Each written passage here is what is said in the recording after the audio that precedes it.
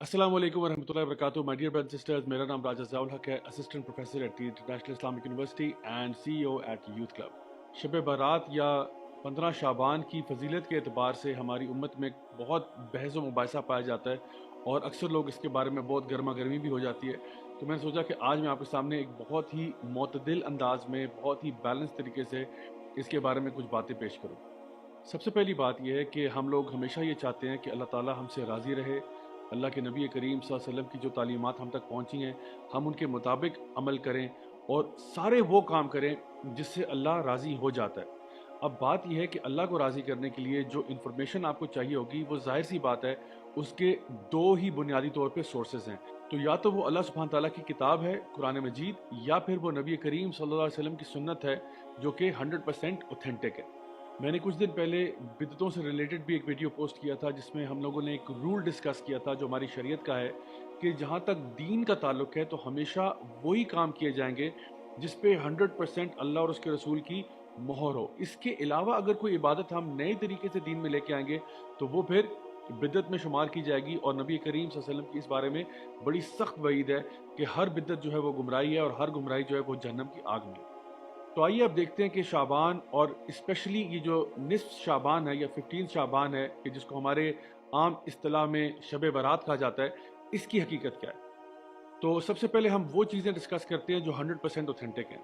Number एक, शाबान के महीने की फजीलत इस एतबार से ज़रूर मौजूद है कि नबी करीम सल्लल्लाहु अलैहि वसल्लम पूरे साल में रमज़ान के अलावा किसी और महीने में इतने रोज़े नहीं रखते थे जितना कि शाबान के महीने में रखा करते थे। लेकिन इसके साथ साथ नबी करीम सल्लल्लाहु अलैहि वसल्लम ने 15 शाबान के बाद रोज़े रखने से मना फरमाया। तो इसकी वजह हमारे उलमा ये बयान करते हैं कि इंसान अपने आप को रमज़ान के आने से पहले ही रोज़े रख रख के थका ना दे। लेकिन अगर कोई ऐसा शख्स है जिसको ऑलरेडी आदत है ज़्यादा रोज़े रखने की नफली तौर पे, तो इंशाल्लाह वो रख सकता है। लेकिन उसको भी चाहिए कि वो भी रमज़ान के शुरू होने से 2-3 दिन पहले रोज़े रखना तर्क कर दे। तो ये तो थी शाबान की फजीलत कि इस महीने में नबी करीम सल्लल्लाहु अलैहि वसल्लम ज़्यादा से ज़्यादा रोज़े रखा करते थे। जहाँ तक ताल्लुक 15 शाबान का है तो इस हवाले से जो दो रिवायात हमारे सामने आती हैं जिनका माने तकरीबन एक जैसे हैं, जो कि ऑथेंटिक हैं, उसमें ये बात बयान की गई है कि अल्लाह सुब्हान तआला इस रात को अपनी मखलूक की तरफ देखते हैं और सिवाय मुशरिक के या वो शख्स जो कि बुग़्ज़ और कीना रखता है, सबको माफ़ फरमाते हैं। तो इस बात से पता ये चला कि अगर आपके अंदर ईमान की कमी है या अगर आप लोगों के बारे में बुग़्ज़ कीना वगैरह रखते हैं तो बराए मेहरबानी 15 शाबान से पहले पहले इसको दुरुस्त करें ताकि अल्लाह सुब्हान ताला आपको माफ़ फरमाए। अब आते हैं उन ढेरों रिवायात की तरफ जो इस मौजू के ऊपर या तो बहुत ज़्यादा कमज़ोर हैं सनद के अतबार से या फिर मौदू हैं यानी कि फैब्रिकेटेड हैं, मन घड़त हैं। और इससे पहले कि मैं आपके सामने वो बातें बयान करूं, नबी करीम सल्लल्लाहु अलैहि वसल्लम की एक हदीस है जो बिल्कुल सही है, जहां पे आपने फरमाया कि एक शख्स के झूठा होने के लिए यही बात काफ़ी है कि वो हर सुनी सुनाई बात को आगे कर दे, लोगों तक पहुंचा दे। तो इसलिए हमें बहुत एहतियात करनी चाहिए कि इससे पहले कि हम किसी को कोई ज़ईफ़ रिवायत बताना शुरू करें या कोई उसको मनगढ़ंत रिवायतें सुनाना शुरू करें विदाउट वेरीफाइंग फर्स्ट, हमें खुद अपने बारे में सोचना चाहिए कि क्या हम झूठों की सफ़ में शामिल होना चाहते हैं या नहीं। तो सबसे पहले वो लोग जो ये कहते हैं कि इस रात को फैसले होते हैं और तकदीर के फैसले और रूहें निकल आती हैं वगैरह वगैरह।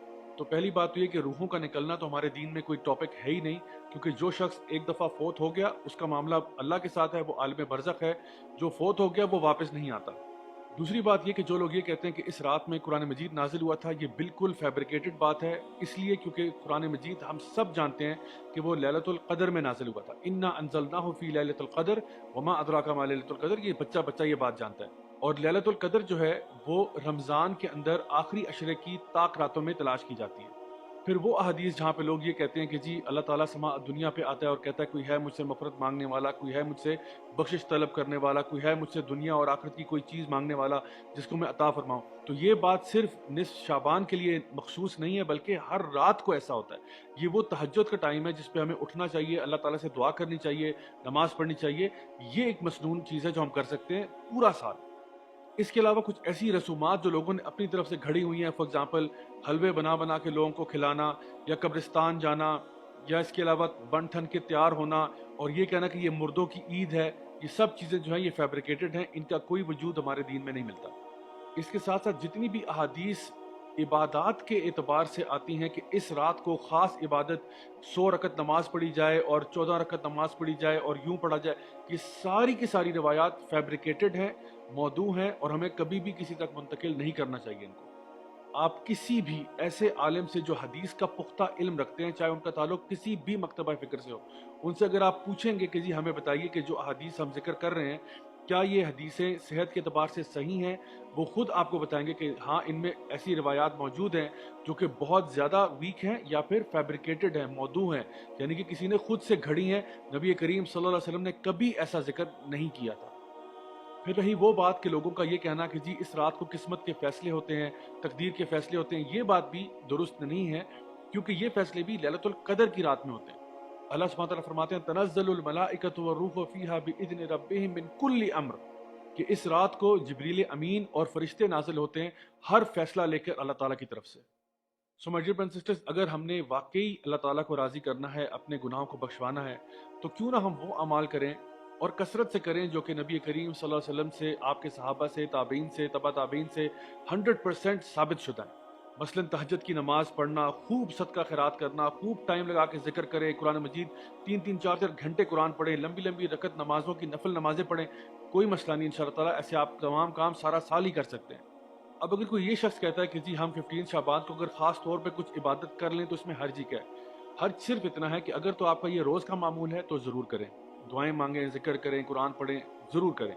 लेकिन इस रात को ख़ास करना ना तो नबी करीम सल्लल्लाहु अलैहि वसल्लम से 100% साबित है, ना ही सहाबा कराम से साबित है, ना ही अहले बैत से साबित है, किसी से भी साबित नहीं है कि वो इस रात को ख़ास तौर पर कुछ किया करते थे। तो दीन हमारा नबी से ही आ रहा है सल्लल्लाहु अलैहि वसल्लम से, आपके फैमिली से आ रहा है, आपके कंपेनियन से आ रहा है, तो क्यों ना हम वही अमाल करें जिनको वो अच्छा समझा करते थे। अब पूरी बात का खुलासा ये है कि शाबान का महीना एक बड़ा ख़ास महीना है जिसमें नबी करीम सल्लल्लाहु अलैहि वसल्लम खूब रोज़े रखा करते थे। दूसरी बात ये कि कुरान मजीद में 15 शाबान की कोई ख़ास अहमियत मेंशन्ड नहीं है। ये कहना कि जी इस रात को तकदीर के फैसले होते हैं, ये चीज़ बिल्कुल मनगढ़ंत है। इस रात के बारे में एक रिवायत बहरहाल दुरुस्त है जहाँ पे ये बात जिक्र है कि अल्लाह सुब्हानहू व तआला अपनी मखलूक के साथ रहम करते हुए सिवाय मुशरिक के और उस शख्स के जो कि बुग़्ज़ और कीना रखता है, तमाम को माफ़ कर देते हैं। ख़ास तौर पर 15 शाबान का रोज़ा रखना ये सुन्नत अमल नहीं है, बल्कि इसको मकरूह कहा जा सकता है। और 15 शाबान के बाद तो रोज़े रखना वैसे भी इसकी ममानियत है, सिवाय उस शख्स के जो कि पहले से ही रोज़े रखता हो। जितनी भी अहादीस इस रात के बारे में बयान की गई हैं कि ख़ास इबादत इस रात में की जाएं, वो सब की सब या तो बहुत ज़्यादा ज़ईफ़ हैं या मनगढ़ंत हैं या मौज़ू हैं। नबी करीम सल्लल्लाहु अलैहि वसल्लम से, आपके अहले बैत से, आपके सहाबा से कोई ऐसी ख़ास इबादत मनकूल नहीं है कि उन्होंने बयान किया हो कि इस रात को यूं यूं ख़ास इबादत करनी है। और आखिर में ये कि इस रात में चरागा करना, ख़ास किस्म के खाने बनाना, हलवे बनाना और कब्रिस्तान जाना, ये सारे के सारे अमाल करना दुरुस्त नहीं है और बिद्दत में शुमार हो सकते हैं।